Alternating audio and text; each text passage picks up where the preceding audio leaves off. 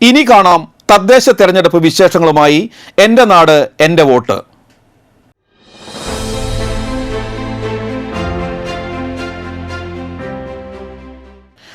തദ്ദേശ തെരഞ്ഞെടുപ്പിൽ NCTV പ്രതിനിധാനം ചെയ്യുന്ന പഞ്ചായത്തുകളെ പരിചയപ്പെടുത്തുന്നു. ഇന്ന് തൃക്കൂർ പഞ്ചായത്ത്. കൊടകര ബ്ലോക്ക് പഞ്ചായത്തിൽ ഉൾപ്പെട്ടതാണ് തൃക്കൂർ ഗ്രാമപഞ്ചായത്ത്.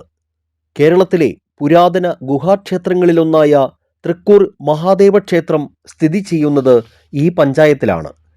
17 വാർഡുകളായിരുന്ന പഞ്ചായത്ത് വാർഡ് പുനഃക്രമീകരണത്തോടെ 19 വാർഡുകളായി മാറുകയാണ്. വാർഡ് 3 അത്താണി വാരിയത്തൊടി വാർഡായും, വാർഡ് 6 പാറക്കാട് കോട്ടായിയായും, വാർഡ് 7 കോട്ടായി പൂണിശ്ശേരിയായും, വാർഡ് 9 ആലേങ്ങാട് ഭരത വാർഡായും പുനഃക്രമീകരിച്ചു. വാർഡ് 16 നായരങ്ങാടി കല്ലൂർ വാർഡായും, വാർഡ് 17 കല്ലൂർ നായരങ്ങാടിയായും മാറുന്നുണ്ട്. വാർഡ് 18 പാലത്തുപറമ്പ് എന്ന പുതിയ വാർഡ് നിലവിൽ വരുമ്പോൾ നേരത്തെ 3-ാം വാർഡായിരുന്ന അത്താണി വാർഡ് 19 മാറുകയാണ്.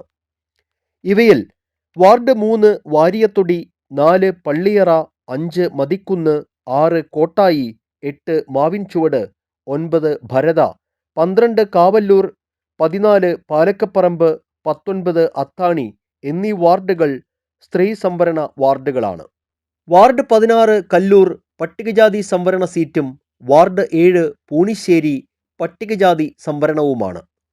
നിലവിൽ 10 അംഗങ്ങളുടെ പിൻബലത്തിൽ UDF ഭരിക്കുന്ന പഞ്ചായത്തിൽ LDFന് 7 അംഗങ്ങളുണ്ട്. ഒരു സീറ്റ് മാത്രമാണ് BJP പ്രതിനിധീകരിക്കുന്നത്. 24,293 വോട്ടർമാരാണ് 2025 തെരഞ്ഞെടുപ്പിൽ ജനവിധി തീരുമാനിക്കുന്നത്.